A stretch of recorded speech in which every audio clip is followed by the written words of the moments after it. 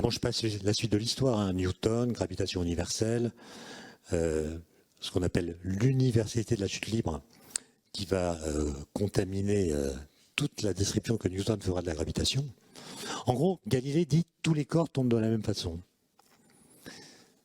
Et Newton, il va encore plus loin quand il unifie la description du mouvement des planètes et de la chute des corps en disant le mouvement d'un corps dans un champ de gravitation est indépendant de sa masse. Voilà, les lois de Newton qu'on apprend à l'école, moi je ne l'ai pas vu écrit dans les livres, hein, mais en fait ça se démontre très facilement. Le mouvement d'un corps dans un champ de gravitation ne dépend pas de sa masse.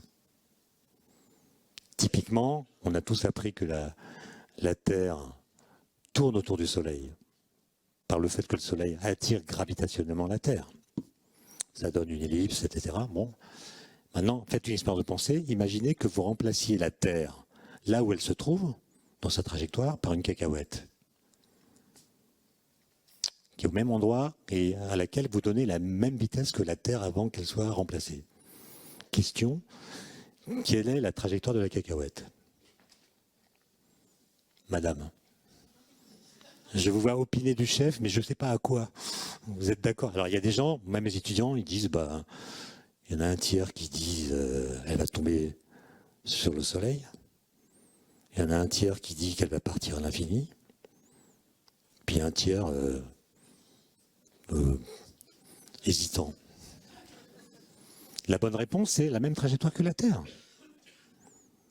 Le mouvement d'un corps dans un champ de gravitation est indépendant de la masse du corps. Ça, Newton l'a compris.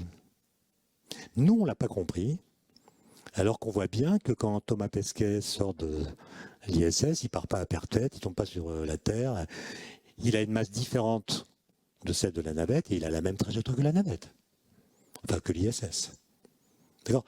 Donc, nous avons sous nos yeux le spectacle montrant que le mouvement d'un corps dans un champ de gravitation ne dépend pas de la masse, mais on continue à avoir une lecture aristotélicienne de la gravitation qui nous fait penser que si on change la masse d'un corps dans un champ de gravitation, son mouvement sera modifié. Okay ?